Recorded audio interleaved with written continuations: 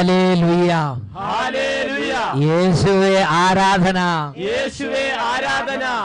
അട്ടപ്പാടി സെഹിയോൻ മിനിസ്ട്രീസിൽ നിന്നും ലോകമെമ്പാടുമുള്ള യേശു ക്രിസ്തുവിൻ്റെ വാത്സല്യ ഭാജനങ്ങൾക്ക് വേണ്ടി സജ്ജമാക്കുന്ന ഈ ദൈവവചന ശുശ്രൂഷയിലേക്ക് യേശു ക്രിസ്തുവിൻ്റെ അത്യുന്നതമായ നാമത്തിൽ നിങ്ങൾക്കേവർക്കും സ്വാഗതം.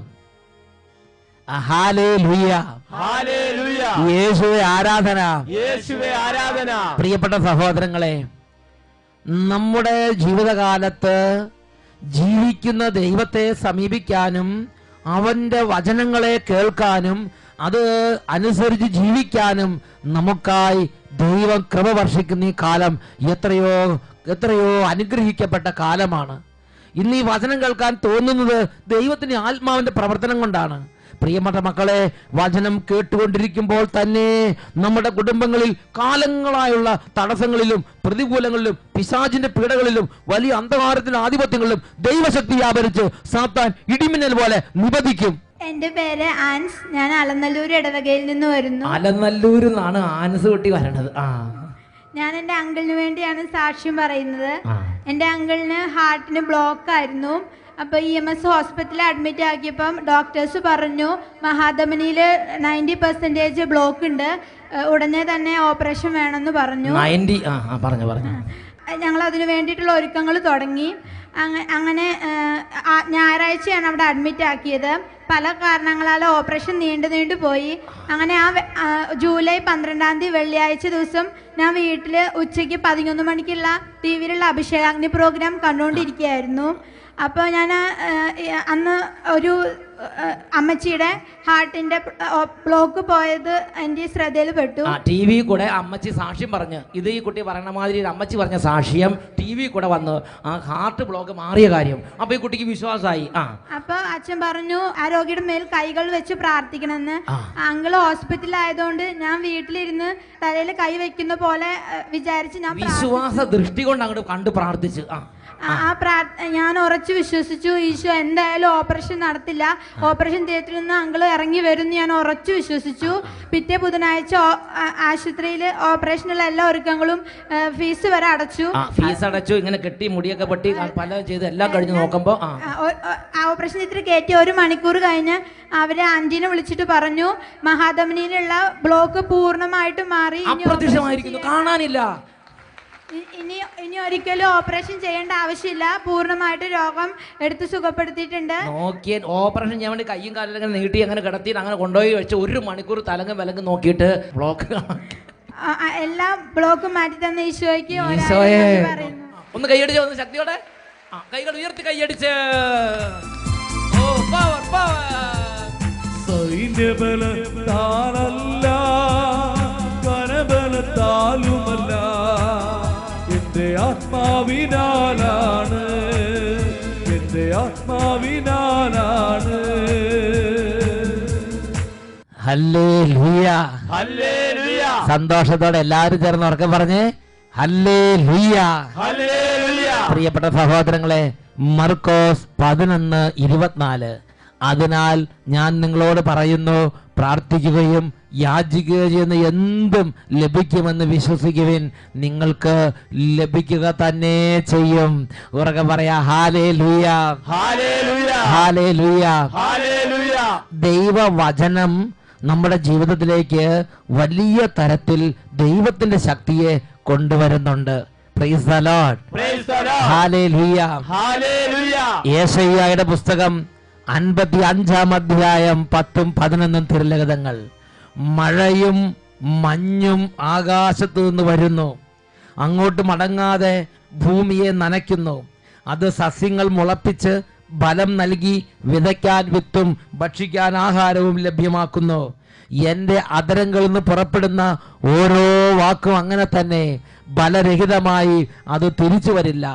എൻ്റെ ഉദ്ദേശം അത് നിറവേറ്റും, ഞാൻ ഏൽപ്പിക്കുന്ന കാര്യം അത് വിജയകരമായി പൂർത്തിയാക്കും. Hallelujah, hallelujah. കർത്താവ് തൻ്റെ വചനം അയക്കുമ്പോൾ ആ വചനത്തെ ദൗത്യം ഏൽപ്പിച്ചിട്ടാണ് കർത്താവ് അയക്കുന്നത്. പ്രിയപ്പെട്ട ദൈവമക്കളെ, നമ്മുടെ കുടുംബത്തിൽ കാലങ്ങളായ എന്തെങ്കിലും വിഷമങ്ങളുണ്ടെങ്കിൽ ആ വിഷമങ്ങളുടെ കെട്ടഴിക്കാൻ ദൗത്യം ഏൽപ്പിച്ചിട്ട് കർത്താവ് വചനത്തെ അയക്കുകയാണ്. രോഗമുണ്ടെങ്കിൽ രോഗത്തിൻ്റെ ആ ഒരു ആധിപത്യം തകർക്കാനുള്ള ദൗത്യം ഏൽപ്പിച്ച് കർത്താവ് വചനത്തെ അയക്കുകയാണ്. കണ്ണുനീരുള്ള കുടുംബം ഉണ്ടെങ്കിൽ ആ കണ്ണുനീർ ഒപ്പിയെടുക്കാനുള്ള ദൗത്യം ഏൽപ്പിച്ച് കർത്താവ് വചനത്തെ അയക്കുകയാണ്. പ്രിയപ്പെട്ട മക്കളെ, ഒരുപക്ഷെ നിങ്ങളൊരു പ്രത്യേക അവസ്ഥയിലൂടെ കടന്നു പോകുന്ന സമയത്തായിരിക്കാം ദൈവം ഈ വചന ശുശ്രൂഷ കേൾക്കാൻ വേണ്ടി നിങ്ങളെ വിളിക്കുന്നത്. ഇത് കേൾക്കുന്നവർ ഏത് അവസ്ഥയിലാണ് ഇത് കേൾക്കുന്നതെന്ന് ആർക്കും ചിന്തിക്കാൻ പറ്റില്ല. കാരണം ഇത് പൂർണ്ണമായും പരിശുദ്ധാത്മാവിൻ്റെ നിയന്ത്രണത്തിലാണ് നടന്നുകൊണ്ടിരിക്കുന്നത്. എനിക്ക് പരിശുദ്ധാത്മാവ് ശക്തമായൊരു വെളിപ്പെടുത്തൽ തരുന്നുണ്ട്.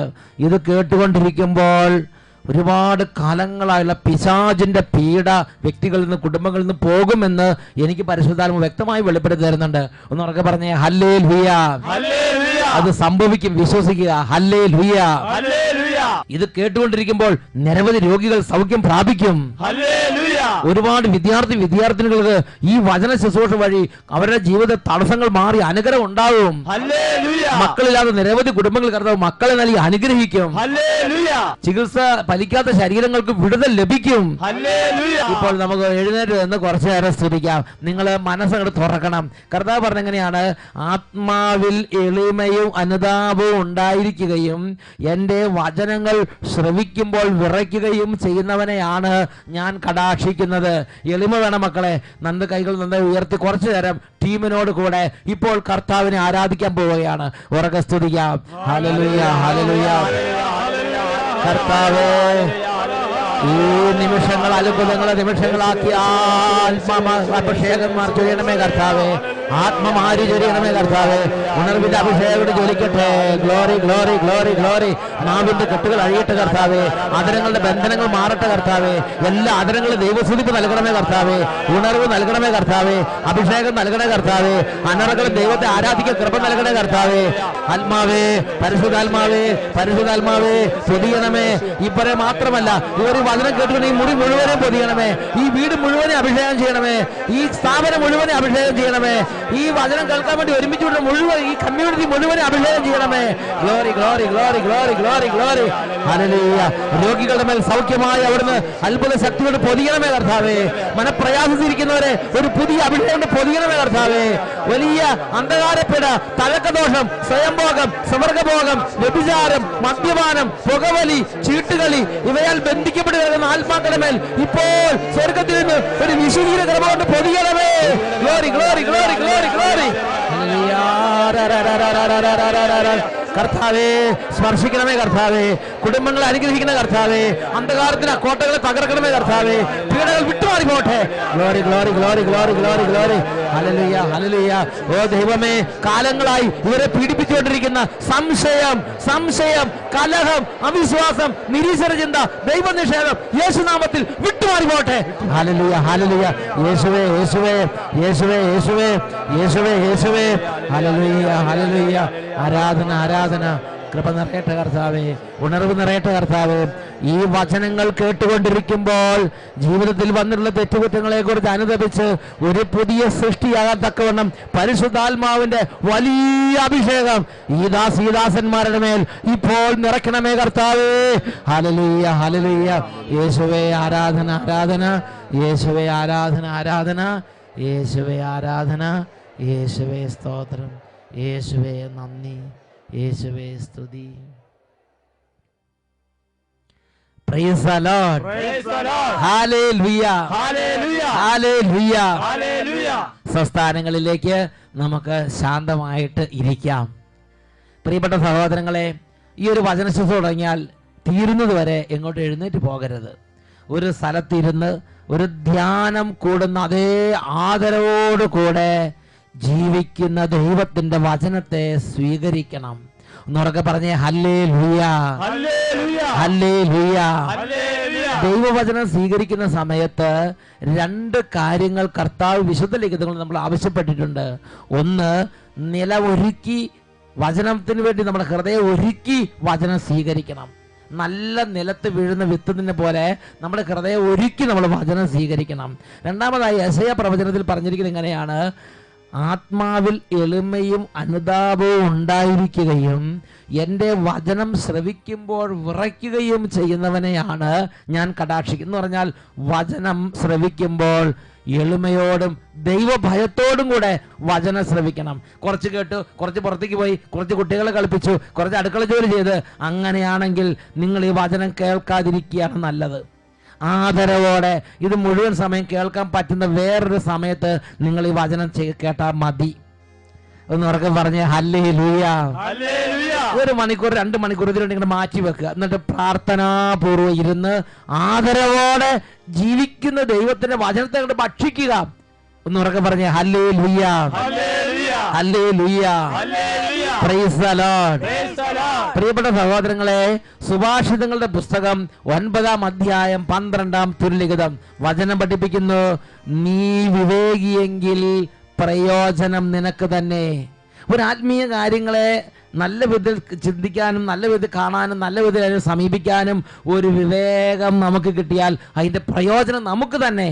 അതുകൊണ്ട് ഈ ഒരു നിഷ്കർഷ നിങ്ങളുടെ ജീവിതത്തിൽ പുലർത്തണമെന്ന് അച്ഛൻ അഭ്യർത്ഥിക്കുകയാണ്. ഒന്നുകൂടെ ഉറക്കെ പറ ഹല്ലേലൂയ. ഇന്ന് നമ്മൾ ചിന്തിക്കാൻ പോകുന്ന വിഷയമാണ് ദൈവദൂഷണം അരുത്, അല്പം പോലും അരുത്. ദൈവദൂഷണം അരുത്. ഇതിനെക്കുറിച്ച് ചിന്തിക്കുമ്പോൾ എനിക്ക് ആദ്യം വരുന്ന ഒരു വേദനയുണ്ട്. എന്താണെന്നറിയോ? അച്ഛൻ ഈ കുറച്ച് നാളുകളിൽ ഒരു സംഭവം കേട്ടു. അതിങ്ങനെയാണ്, ഒരു കുട്ടി, ആ കുട്ടി കുറേ നാൾ പ്രാർത്ഥിക്കാൻ പോയി. അവൻ പ്രാർത്ഥിക്കുമ്പോൾ അവന് ഒരു നിശ്ചിത ലക്ഷ്യമുണ്ട്. ആ ലക്ഷ്യം എന്താണെന്നറിയോ? അവന് നല്ല റിസൾട്ട് കിട്ടണം. അങ്ങനെ കുറേ റിസൾട്ട് കിട്ടാൻ വേണ്ടി അങ്ങനെ എല്ലാ A+ അങ്ങനെ എന്തോ ഒരു വലിയ റിസൾട്ടാണ്. അത് കിട്ടാൻ വേണ്ടി അവനൊരു നിശ്ചിത കാലം ഒരു തീർത്ഥാടന കേന്ദ്രത്തിലോ ഒരു ധ്യാന കേന്ദ്രത്തിലോ ഒരു പ്രാർത്ഥനാ സങ്കേതത്തിലോ എവിടെയോ പോയി അവൻ പ്രാർത്ഥിച്ചു. എന്നാൽ റിസൾട്ട് വന്നപ്പോൾ അവൻ ദൈവത്തോട് പറഞ്ഞതുപോലെ റിസൾട്ട് കിട്ടിയില്ല. നല്ല റിസൾട്ട് കിട്ടി, പക്ഷെ അവൻ പറഞ്ഞതുപോലെ റിസൾട്ട് കിട്ടിയില്ല. അവൻ്റെ ജീവിതത്തിൽ ഒരു പ്രത്യേക പൈശാചിക പീഡയുണ്ടായി. അവൻ വന്ന് പ്രാർത്ഥന നിർത്തി, അവൻ വന്ന് കുരിശുരൂപം തല്ലിപ്പൊട്ടിച്ചു, അവൻ വന്ന് ആത്മീയ കാര്യങ്ങളെല്ലാം വലിച്ചെറിഞ്ഞ് അവൻ്റെ ജീവിതത്തിൽ അവൻ ദൈവത്തെ യേശു ക്രിസ്തുവിനെ തള്ളിപ്പറഞ്ഞ് അവൻ വെറുതെ നടക്കാൻ തുടങ്ങി. അവൻ കുടുംബത്തിലെ പ്രാർത്ഥന ചേരാതെയായി. തന്നിഷ്ടപ്രകാരം അവൻ മർക്കടമുഷ്ടി സ്വഭാവം തുടർന്നു. ഈ ഒരു കാര്യത്തെക്കുറിച്ച് കേട്ടു. എന്നിട്ട് ഈ രൂപങ്ങളെല്ലാം തല്ലിപ്പൊട്ടിക്കുക അങ്ങനെയൊക്കെ ചെയ്തിട്ട് അതിനോട് സന്തോഷിക്കുക. എന്നിട്ട് അവൻ പറയുകയാണ്, എനിക്കിപ്പോൾ യേശുക്രിസ്തുവിനോട് പ്രാർത്ഥിക്കാൻ താല്പര്യം തോന്നുന്നില്ല, ഞാൻ അതിന് പകരം പിശാചിനോട് പ്രാർത്ഥിച്ചോളാന്ന്. പ്രിയപ്പെട്ട സഹോദരങ്ങളെ, അപ്പനും അമ്മയും ഈ ഒരു കാര്യം കേട്ട് വിഷമിക്കുകയാണ്. അവരുടെ നല്ല കുടുംബം, നല്ല മാതാപിതാക്കന്മാർ, നല്ല ഫാമിലി. എന്നാൽ പെട്ടെന്നൊരു പൈശാചിക പീഡ കുട്ടിയെ അലട്ടി. പ്രിയപ്പെട്ട സഹോദരങ്ങളെ, ഇതൊരു ചെറിയ പീഡയാണെങ്കിൽ മറ്റനേകം ആളുകളെ അലട്ടുന്ന നിരവധി തരത്തിലുള്ള പീഡ ഇത് ഒരു നിസ്സാര കാര്യമല്ല. വേറൊരു കൂട്ടം ആളുകൾ പറയുകയാണ്, ഞാൻ ദൈവത്തിന് ഇപ്പോൾ ദശാംശം കൊടുക്കുന്നില്ല, ഞാൻ പിശാചിനാണ് ദശാംശം കൊടുക്കുന്നത്. ഇങ്ങനെയുള്ള കാര്യങ്ങൾ കേട്ട് മക്കളെ വഞ്ചിതരാകരുത്. ലോകത്തിൽ ജനം നാനാവിധമാണ്. എന്നാൽ ഓരോ ദൈവപൈതലും നടക്കുന്ന വഴികൾ ബൈബിൾ നമുക്ക് പറഞ്ഞു തരുന്നുണ്ട്. അവർ പറയാണ്, ഞങ്ങളിപ്പോൾ ദൈവത്തിന് ദശാംശം കൊടുക്കുന്നില്ല, പിശാചിനാണ് ദശാംശം കൊടുക്കുന്നതെന്ന്. ഇതാ വേറൊരു കൂട്ടം ആളുകൾ, അവർ കുർബാനയ്ക്ക് പോയിരുന്നവരാണ്, അവർ പള്ളിയിൽ പോയിരുന്നവരാണ്, അവർ ആദ്യ കുർബാന സ്വീകരിച്ചിരുന്നവരാണ്. ഇപ്പോൾ അവരെന്താ ചെയ്യണത്? സാത്താൻ ആരാധനയ്ക്ക് പോവുക, പിശാചിനെ ആരാധിക്കാൻ വേണ്ടി പോവുക. അവിടെ എന്താണ് ചെയ്യണത് ഞാൻ അന്വേഷിച്ചു. അപ്പോൾ യേശുക്രിസ്തുവിന്റെ രൂപം നിലത്തൊട്ട് ചവിട്ടുക, യേശുക്രിസ്തുവിന്റെ തിരുശരീരം, പരിശുദ്ധ ദിവികാരുണ്യം അവിടെ കൊണ്ട് അവഹേളിക്കുക. പ്രിയപ്പെട്ട സഹോദരങ്ങളെ, വിശ്വാസ പ്രമാണം തലതിരിച്ച് ചൊല്ലുക. നന്മയെന്ന് പറയുന്നത് തിന്മയെന്ന് പറയുക, ദൈവം എന്ന് പറയുന്നത് പിശാച് എന്ന് പറയുക. ഇങ്ങനെ ദൈവത്തെ തള്ളിപ്പറഞ്ഞ് പിശാചിനെ സ്വീകരിക്കുകയും യേശുവിന്റെ രൂപത്തിന് മേൽ തുപ്പുകയും യേശുവിന്റെ രൂപത്തിന് മേൽ ചവിട്ടുകയും ചെയ്യുന്ന കുറെ വിശ്വാസികളെങ്കിലും അവർക്ക് കിട്ടിയിട്ടുണ്ടെന്നുള്ളത് ഞാൻ മനസ്സിലാക്കിയിട്ടുണ്ട്. പ്രിയപ്പെട്ട സഹോദരങ്ങളെ, സാത്താൻ സേവ, പിശാചിനെ ആരാധിക്കാൻ പോകുന്നവര്, അങ്ങനെയുള്ള ഏതെങ്കിലും സംഘങ്ങളിലോ ഏതെങ്കിലും കാര്യങ്ങളിലോ നിങ്ങൾ പെട്ടിട്ടുണ്ടെങ്കിൽ, അല്ലെങ്കിൽ അങ്ങനെയുള്ള ഏതെങ്കിലും അവസ്ഥകളിൽ നിങ്ങൾ ഇതിനു മുമ്പ് പോയിട്ടുണ്ടെങ്കിൽ, മക്കളെ, ഈ ഒരു ദൈവവചന ശുശ്രൂഷ നിങ്ങളുടെ കുടുംബത്തിന്റെ വിടുതലിന് വേണ്ടി കർത്താവ് നിങ്ങൾക്ക് തരുന്ന അത്ഭുതത്തിന്റെ ഒരു മണിക്കൂറാണെന്ന് ഇപ്പോൾ നിങ്ങൾ മനസ്സിലാക്കണമെന്ന് ഞാൻ സ്നേഹപൂർവ്വം അഭ്യർത്ഥിക്കുകയാണ്. ഒന്നുകൂടെ ഉറക്കെ പറ, ഹല്ലേലൂയ, ഹല്ലേലൂയ. പ്രിയപ്പെട്ട സഹോദരങ്ങളെ, ആദ്യം തന്നെ വചനം ഈ കാര്യത്തിന് നമുക്കൊരു നിർദ്ദേശം തരുന്നുണ്ട്. ഇങ്ങനെയാണ് വചനം പഠിപ്പിക്കുന്നത്. ലേവ്യരുടെ പുസ്തകം 22-ാം അധ്യായം 31-32 തിരുലിഖിതങ്ങൾ. നിങ്ങൾ എൻ്റെ കൽപ്പന അനുസരിച്ച് പ്രവർത്തിക്കുവീൻ, ഞാനാണ് കർത്താവ്. ഇസ്രായേൽ ജനങ്ങളുടെ ഇടയിൽ എൻ്റെ പരിശുദ്ധി പ്രഘോഷിക്കപ്പെടേണ്ടതാകയാൽ നിങ്ങൾ എൻ്റെ വിശുദ്ധ നാമത്തെ അശുദ്ധമാക്കരുത്. ഇസ്രായേൽ ജനങ്ങളുടെ ഇടയിൽ എൻ്റെ നാമത്തിൻ്റെ പരിശുദ്ധി പ്രഘോഷിക്കപ്പെടേണ്ടതാകയാൽ നിങ്ങൾ കർത്താവിൻ്റെ വിശുദ്ധ നാമത്തെ അശുദ്ധമാക്കരുത്. കർത്താവിൻ്റെ നാമത്തെ ദുഷിക്കരുത്, കർത്താവിൻ്റെ നാമത്തെ ശപിക്കരുത്, കർത്താവിൻ്റെ നാമത്തെ നിന്ദിക്കരുത്, കർത്താവിൻ്റെ നാമത്തെ തള്ളിപ്പളയരുത്, കർത്താവിൻ്റെ നാമത്തിനെതിരെ ദൂഷണം പറയരുത്, ദുഷിച്ച് പറയരുത്. ദൈവവചനം നിരോധിച്ചിട്ടുള്ള ഒരു കാര്യമാണത്. ഇതിനെക്കുറിച്ച് വീണ്ടും ദൈവവചനം പഠിപ്പിക്കുന്നുണ്ട്. അതാണ് ലേവ്യരുടെ പുസ്തകം 24-ാം അധ്യായം 10 മുതൽ 16 വരെ തിരുലിഖിതങ്ങൾ. അവിടെ അതിന്റെ ഹെഡിങ് തന്നെ ഇങ്ങനെയാണ്: ദൈവ ദൂഷണത്തിന് ശിക്ഷ. വേറൊരു വാക്യം പറഞ്ഞാൽ, ദൈവ ദൂഷണം ചെയ്യുന്നൊരു വ്യക്തി ആരായാലും, രാജാവാകട്ടെ, അത് ഉദ്യോഗസ്ഥന്മാരാകട്ടെ, ഭരണകർത്താക്കളാകട്ടെ, പഠിപ്പുള്ളവരാകട്ടെ, പഠിപ്പില്ലാത്തവരാകട്ടെ, കുടുംബനാഥനാകട്ടെ, യുവാവാകട്ടെ, വിദ്യാർത്ഥിനാകട്ടെ, ദൈവദൂഷണം പറയുന്നവൻ ആരായാലും അവന് ശിക്ഷയുണ്ട്. ഇത് ദൈവവചനം ഉറപ്പായും പഠിപ്പിക്കുന്ന ഒരു സംഗതി തന്നെ. അവിടെ വചനം ഇങ്ങനെയാണ് നമ്മൾ വായിക്കുന്നത്: ഇസ്രായേൽക്കാരിയിൽ ഈജിപ്തുകാരന് ജനിച്ച ഒരുവൻ ഇസ്രായേൽ ജനത്തിനിടയിൽ വന്ന് പാളയത്തിൽ വെച്ച് ഒരു ഇസ്രായേൽക്കാരനുമായി വഴക്കിട്ടു. ഇസ്രായേൽ സ്ത്രീയുടെ മകൻ തിരുനാമത്തെ ദുഷിക്കുകയും ശപിക്കുകയും ചെയ്തു. രണ്ട് ആളുകൾ തമ്മിൽ വഴക്കിടുകയാണ്. വഴക്കിട്ട് ഒരു പ്രത്യേക സാഹചര്യം വന്നപ്പോൾ ഇതാ ഒരുവൻ ദൈവനാമത്തെ, തിരുനാമത്തെ ദുഷിക്കാനും ശപിക്കാനും തുടങ്ങി. ദൈവത്തെ ശപിക്കുക, ദൈവത്തെ ചീത്ത വിളിക്കുക, ദൈവത്തെ തെറി പറയുക. പ്രിയപ്പെട്ട സഹോദരങ്ങൾ, അങ്ങനെയുള്ള മനുഷ്യന്മാരിന്നുണ്ട്, അങ്ങനെയുള്ള ആളുകൾ ഇന്നുണ്ട്. അങ്ങനെ ചെയ്യുന്നത് വലിയ ശിക്ഷ കുടുംബത്തിലേക്കും ജീവിതത്തിലേക്കും കൊണ്ടുവരുന്ന ഒരു സംഗതിയാണെന്ന് ദൈവത്തിന്റെ വചനം പഠിപ്പിക്കുകയാണ്. ഉടനെ ആ വ്യക്തിയെ മോശയുടെ നിയമപ്രകാരം ആ ജനങ്ങൾ അവിടെ തടഞ്ഞു വെച്ചു. അതിനുശേഷം മോശയും നേതാക്കന്മാരും ദൈവത്തോട് പ്രാർത്ഥിച്ചു, ദൈവമേ, ഇങ്ങനെ ഒരു തെറ്റ് ഞങ്ങളുടെ കൂട്ടത്തിൽ ഒരാൾക്ക് പറ്റിയിട്ടുണ്ട്, അതെന്താ കർത്താവേ ചെയ്യേണ്ടത് എന്ന് ദൈവത്തോട് ആലോചന ചോദിച്ചു. അപ്പോൾ ദൈവം അവർക്ക് കൊടുത്ത വെളിപ്പെടുത്തലാണ് 13 മുതൽ 16 വരെ തിരുലിഖിതങ്ങൾ. കർത്താവ് മോശയോട് കൽപ്പിച്ചു, ശാപവാക്ക് പറഞ്ഞവനെ പാളയത്തിന് പുറത്തു കൊണ്ടുപോവുക. അവൻ പറഞ്ഞത് കേട്ടവരെല്ലാം അവന്റെ തലയിൽ കൈവച്ചതിന് ശേഷം ജനം അവനെ കല്ലെറിയട്ടെ.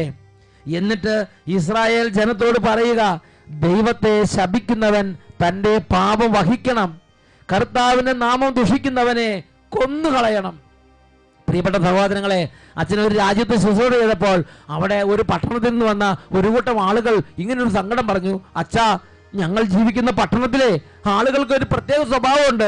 അവർക്ക് ദേഷ്യം വന്നാൽ, അവർക്ക് പ്രതീക്ഷിക്കാത്ത സംഭവിച്ചാൽ, ഒരു ദുരന്തം വന്നു, അല്ലെങ്കിൽ ഒരു മഹാമാരി ഉണ്ടായി, അല്ലെങ്കിൽ അപ്രതീക്ഷിതമായ സാമ്പത്തിക മാന്ദ്യം വന്നു, ജോലിയിൽ നിന്ന് പിരിച്ചുവിട്ടു, അങ്ങനെ അവർ പ്രതീക്ഷിക്കാതെ എന്തെങ്കിലും സംഭവിച്ചാൽ, ഒരു വേദനയുള്ളൊരു കാര്യം വന്നാൽ ഉടനെ അവർ ദൈവത്തെ ചീത്ത വിളിക്കുക, ദൈവത്തെ പന്നി, പട്ടി, ഇങ്ങനെയുള്ള വാക്കുകൾ ഉപയോഗിച്ച് ദൈവത്തെ വിളിക്കുക.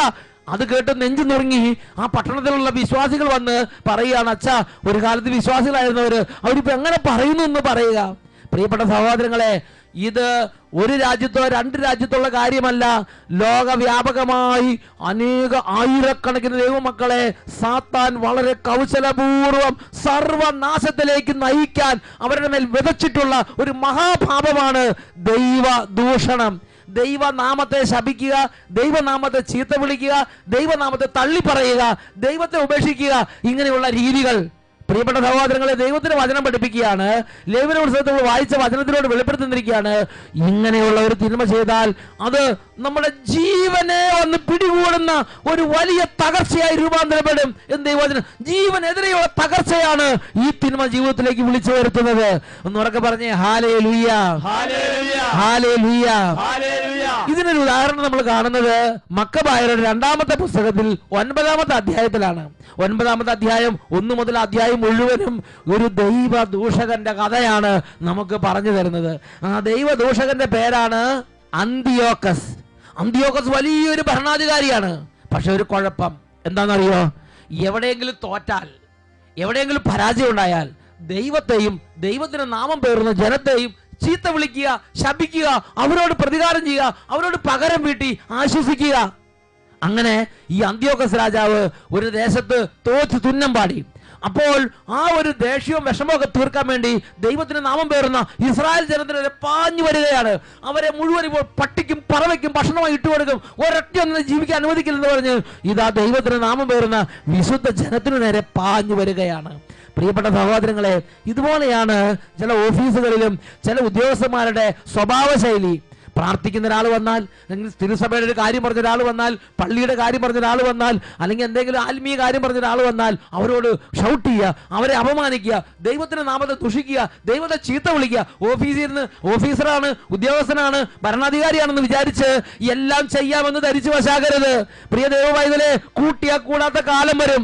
രാജാവാകട്ടെ, ഭരണാധികാരിയാകട്ടെ, നേതാവാകട്ടെ, ആരുമാകട്ടെ, ദൈവത്തിന്റെ വചനം എനിക്ക് നിങ്ങൾക്ക് എല്ലാവർക്കും ഒരുപോലെ ബാധകമായ ഒരു നിത്യസത്യമാണ്. ദൈവത്തിന്റെ വചനം ഒരാളും നാശത്തിൽ നിന്ന് പെടാതിരിക്കാൻ വേണ്ടിയാണ് നമുക്ക് ഈ മുന്നറിയിപ്പുകൾ നൽകുന്നത്. ഇത് കേട്ടുകൊണ്ടിരിക്കുന്ന കുട്ടികളോ യുവതിവാക്കന്മാരോ ഉണ്ടെങ്കിൽ അവർ മനസ്സിലാക്കണം, ഇന്നല്ലെങ്കിൽ നാളെ നിങ്ങൾ ദൈവം ഉയർന്ന സ്ഥാനത്താക്കുമ്പോൾ ദൈവനാമത്തെ ദുഷിക്കാനോ വിശുദ്ധ സ്ഥലങ്ങളെ നിന്ദിക്കാനോ ഒരിക്കലും നിങ്ങൾക്ക് ഇടവരാതിരിക്കട്ടെ. കാരണം സർവനാശം കുടുംബത്തിലേക്ക് കൊണ്ടുവരുന്ന ഈ തിന്മ നമ്മൾ അറിയാതെ തന്നെ പിശാച് നമ്മുടെ ഉള്ളിലേക്ക് വിതച്ചിടും. ഒന്ന് ഉറക്കെ പറഞ്ഞേ, ഹല്ലേലൂയ. അന്തിയോക്കസ് രാജാവ്, അന്തിയോക്കസ് എന്ന് പറഞ്ഞ ഈ ഭരണാധിപൻ, എന്നാൽ ഈ ഇസ്രായേൽ ജനത്തിനെതിരെ ശൗര്യം മുഴുവൻ തീർക്കാൻ വേണ്ടി പോവാൻ. അവർ തിരിച്ചു പറയുന്നവരല്ല, അവർ തിരിച്ചാക്രമിക്കാൻ, അല്ലെങ്കിൽ അവർക്ക് അങ്ങനെ വലിയ ശക്തിയൊന്നുമില്ല. അതുകൊണ്ട് അവരെ തല്ലി തല്ലി ചതയ്ക്കാൻ വേണ്ടി അവരങ്ങോട്ട് മുമ്പോട്ട് നീങ്ങുകയാണ്. പ്രിയപ്പെട്ട സഹോദരങ്ങളെ, 2 മക്കബായർ 9-ാം അധ്യായം 8-9 വാക്യങ്ങൾ. അതിമാത്രമായ അഹങ്കാരത്തളലാൽ തിരമാലകളെ ചൊൽപ്പടിക്ക് നിർത്താമെന്നും ഉന്നത ശൈലങ്ങളെ ത്രാസിൽ തൂക്കാമെന്നും വ്യാമോഹിച്ച അവൻ നിലം പതിച്ച് മഞ്ചലിൽ വഹിക്കപ്പെട്ടു. ദൈവത്തിന്റെ ശക്തി എല്ലാവർക്കും ദൃശ്യമായി. ആ ധർമ്മിയുടെ ദേഹമാസകലം പുഴുക്കൾ നിറഞ്ഞു. കഠിന വേദന കൊണ്ട് പൊളയുന്ന അവന്റെ മാംസം അവൻ ജീവിച്ചിരിക്കെ തന്നെ അഴുകി ചീഞ്ഞു നാറാൻ തുടങ്ങി. പ്രിയപ്പെട്ട സഹോദരങ്ങളെ, ജീവിച്ചിരിക്കെ തന്നെ ശരീരം മുഴുവൻ അഴുകി ചീഞ്ഞ് ദുർഗന്ധം സഹിക്കാൻ പറ്റാതെ എല്ലാവരും മൂക്ക് പൊത്തുന്ന വിധം പുഴുക്കളും ദുർഗന്ധവും കൊണ്ട് അവൻ പൊതിഞ്ഞ്, അവൻ വലയം ചെയ്യപ്പെട്ട് അവന്റെ ജീവിതത്തിലെ ഒരു സ്റ്റേജിൽ നിന്നും മറ്റൊരു സ്റ്റേജിലേക്ക് മാറാൻ സെക്കൻഡുകൾ, നൊടിയുടെ സമയം മാത്രം മതിയായിരുന്നു.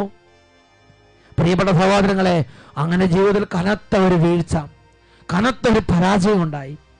അങ്ങനെ ചീഞ്ഞഴുകി കിടക്കുന്ന സമയത്ത്, ഒരാൾക്കും ഒരു വൈദ്യം ഫലിക്കാതെ വേദനിക്കുന്ന സമയത്ത്, ഒരാൾക്ക് സഹായിക്കാൻ പറ്റാതെ ജീവിതത്തിൽ നിസ്സഹായനായി മാറിയ സമയം, അപ്പോൾ അദ്ദേഹത്തിന് ജീവിതത്തിന്റെ മർമ്മം മനസ്സിലായി. ഇന്ന് മനസ്സിലാവില്ല മക്കളെ, ഇന്നൊന്നിനും കുറവില്ല. ഭക്ഷണത്തിന് ഭക്ഷണം, വസ്ത്രത്തിന് വസ്ത്രം, ജോലിക്ക് ജോലി, ശമ്പളത്തിന് ശമ്പളം എല്ലാം ഉണ്ട്, കുടുംബത്തിന് എല്ലാം ഉണ്ട്. ഒന്നിനും കുറവില്ലാത്ത സമയത്ത് ജീവിതത്തെ കുറിച്ച് ഒന്നും മനസ്സിലാവില്ല മക്കളെ. ഒന്നും ഒക്കെ സ്വപ്നം പോലെ തോന്നും. ജീവിതത്തിന്റെ മർമ്മം അറിയുന്നത് ജീവിതത്തിൽ ഒരു പരാജയം ഉണ്ടാകുമ്പോഴാണ്. ഇന്ന് ഈ ഭരണകാര്യം പോലെ ഒരാൾക്ക് മനസ്സിലാകണമെങ്കിൽ കുറച്ചെങ്കിലും ജീവിതാനുഭവം ഉണ്ടാകണം. പ്രിയ യുവതിവാക്കന്മാരെ, പ്രിയ കുട്ടികളെ, ജീവിതത്തിൽ ചോരത്തിളപ്പുള്ള കാലത്ത് വിവേകം കെട്ടി പെരുമാറരുത്. ദൈവനാമം ദുഷിച്ചും ദൈവനാമത്തെ ശപിച്ചും ദൈവത്തിന് തിരുമുമ്പിൽ വെറുതെ വിവേകമില്ലാത്ത, ഇടം തല തിരിച്ചറിവില്ലാത്ത, ജന്മവാസനയാൽ സഹജവാസനയാൽ നയിക്കപ്പെടുന്ന വിശേഷബുദ്ധിയില്ലാത്ത മൃഗങ്ങളെ പോലെ പെരുമാറരുത് മക്കളെ. നാശത്തിലേക്ക് നമ്മളെ നയിക്കുമെന്ന് തിരിച്ചറിയണം. നാശത്തിലേക്ക് നമ്മൾ നയിക്കുമെന്ന് തിരിച്ചറിയണം. ഇതാ അന്തിയോക്കസ് നിസ്സഹായനായി, ആർക്കും ഒന്നും ചെയ്യാൻ പറ്റുന്നില്ല. അങ്ങനെ ഇരിക്കുമ്പോൾ ജീവിതത്തിന്റെ മർമ്മം മനസ്സിലാക്കി. അതാണ് തുടർന്ന് വരുന്ന 10ഉം 11ഉം തിരുലിഖിതങ്ങൾ. നക്ഷത്രങ്ങളെ എത്തിപ്പിടിക്കാൻ കഴിയുമെന്ന് വിചാരിച്ച അവനെ ദുസ്സഹമായ ദുർഗന്ധ നിമിത്തം ആർക്കും വഹിക്കാൻ കഴിഞ്ഞില്ല. അന്ത്യോക്കസിൻ്റെ മനസ്സിടിഞ്ഞ് മുഖം വാടി ശരീരം തളർന്ന് ദൈവത്തിൻ്റെ ശിക്ഷയേറ്റ് സദാ വേദന അനുഭവിച്ചപ്പോൾ അവൻ ഗർവം വെടിഞ്ഞ് വിവേകം വീണ്ടെടുക്കാൻ തുടങ്ങി. സ്വന്തം ദുർഗന്ധം സഹിക്കാൻ വയ്യാതായപ്പോൾ അവൻ പറഞ്ഞു, ദൈവത്തിന് കീഴ്പ്പെടുക യുക്തം തന്നെ. ദൈവത്തിന് തുല്യനെന്ന് മർത്യരാരും കരുതരുത്. പ്രിയപ്പെട്ട സഹോദരങ്ങളെ, ഉടനെ അവന് നല്ല ബോധമുണ്ടായി, സുബോധം ഉണ്ടായി. ദൂരത്തപുത്രന് സുബോധം ഉണ്ടായില്ലേ, അതുമാതിരി നല്ല ബോധം ഉണ്ടായി. അപ്പൊ അദ്ദേഹം തീരുമാനിക്കുകയാണ്, ഞാൻ ഇനി എൻ്റെ ജീവിതം ദൈവത്തിന് സമർപ്പിക്കും. പ്രിയപ്പെട്ട സഹോദരങ്ങളെ, ജെറമ്യ പ്രവചനത്തിൽ 13-ാം അധ്യായത്തിൽ 15-16 വാക്യങ്ങൾ കർത്താവ് അരുളി ചെയ്യുന്നു, അഹങ്കാരികളെ കാതോർത്ത് കേൾക്കുവിൻ. കർത്താവ് അന്ധകാരം വരുത്തുന്നതിന് മുമ്പ് നിങ്ങളുടെ കാൽപാദങ്ങൾ ഇരുൾ നിറഞ്ഞ മലമ്പ്രദേശങ്ങൾ ഇടറുന്നതിന് മുമ്പ് നിങ്ങളുടെ ദൈവമായ കർത്താവിന് മഹത്വം നൽകുവീൻ. അല്ലെങ്കിൽ നിങ്ങൾ വെളിച്ചം തേടുമ്പോൾ മരണത്തിന്റെ നിഴലും കൂരിരുട്ടുമായിരിക്കും നിങ്ങൾക്ക് ലഭിക്കുക. പ്രിയപ്പെട്ട സഹോദരങ്ങളെ, ദൈവത്തിന്റെ വചനം മുന്നറിയിപ്പ് തരുകയാണ്. വിവേകം വീണ്ടെടുത്ത് ദൈവത്തെ ആരാധിക്കാൻ തന്നിട്ടുള്ള ഈ ജീവിതത്തിൽ ദൈവത്തെ ആരാധിക്കാതെ ദൈവത്തെ തള്ളിപ്പറയുക, ദൈവത്തെ ശപിക്കുക, ദൈവദൂഷണം ചെയ്യുക, ഇങ്ങനത്തെ കാര്യങ്ങളിൽ പോയാൽ ജീവിതത്തിലേക്ക് ആത്മാവിൽ ചങ്ങല വീഴുന്ന സമയമാണത്. പിന്നൊന്ന് പ്രാർത്ഥിച്ചാൽ പോലും കേൾക്കപ്പെടാത്ത വിധം നമ്മുടെ ജീവിതം നിത്യ അന്ധകാരത്തിൽ ബന്ധിക്കപ്പെടുന്ന സമയമാണെന്ന് ദൈവവചനം നമുക്ക് മുന്നറിയിപ്പ് തരികയാണ്. കൂരിട്ട് കൊണ്ടുവരുന്ന പാപമാണ് ദൈവ ദൂഷണം. അത് നമ്മുടെ ജീവനെതിരെയുള്ളൊരു പാപമാണത്. ആ പാപത്തിൽ ഞാനും നിങ്ങൾ നിർബാധം മുഴുകിയാൽ, അറിവില്ലാത്ത കാലത്ത് അത് പറ്റിയിട്ടുണ്ടാവും മക്കളെ, അനുദപിച്ച് വേഗം കുമ്പസാരിക്കണം. തിരിച്ചറിവ് ലഭിക്കുമ്പോൾ മുതൽ അതിനോട് എന്നേക്കുമായി വിട പറയണം. ജീവിത തകർച്ച ഉണ്ടാകട്ടെ, പ്രാർത്ഥന കേൾക്കാതിരിക്കട്ടെ, ദൈവത്തിന്റെ മഹനീയമായ നാമം ആദരപൂർവം അല്ലാതെ ഉപയോഗിക്കരുത്. ദൈവം കാണുന്നില്ലേ? ദൈവം എവിടെ ഇരിക്കുന്നത്? ദൈവം എന്താ ഇങ്ങനെ ചെയ്യണത്? നമ്മുടെ കളിക്കൂട്ടുകാരനാണെന്ന് ദൈവത്തോട് സംസാരിക്കരുത്. ആദരവോടെ, ദൈവഭയത്തോടെ ദൈവനാമത്തെ സമീപിക്കുക. ദൈവനാമത്തെ ആദരവോടെ മാത്രം ഉപയോഗിക്കുക. അതിനെ ശീലിക്കണം, അതിനുവേണ്ടി പ്രാക്ടീസ് ചെയ്യണം, അതിനുവേണ്ടി പരിശീലിക്കണം. ദൈവവചനം നമുക്ക് നൽകുന്ന നിർദ്ദേശമാണത്. ഈ നിമിഷങ്ങൾ നമുക്ക് എഴുന്നേറ്റ് നിൽക്കാം. പ്രിയപ്പെട്ട സഹോദരങ്ങളെ, നമ്മുടെ ഈ വേദന ആത്മീയ രംഗങ്ങളിൽ പ്രാർത്ഥനാ ജീവിതത്തിൽ അനുഭവിക്കുന്ന ഈ ഒരു ബുദ്ധിമുട്ട് നമുക്ക് പരിശുദ്ധ കുർബാനയിൽ ആരാധന സമർപ്പിച്ച് ഇപ്പൊ നമുക്ക് കരഞ്ഞങ്ങോട്ട് പ്രാർത്ഥിക്കാം.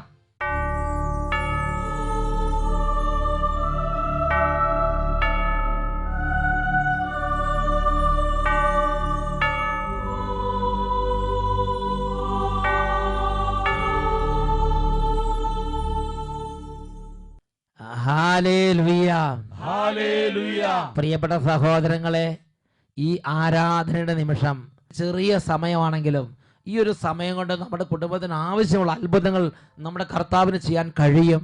രണ്ട് കാര്യങ്ങൾ നന്നായിട്ട് ഉയർത്തിപ്പിടിക്കാം. ഓരോ കുടുംബത്തിൻ്റെ ആവശ്യങ്ങൾ കർത്താവിന് മുമ്പിൽ പറയുക.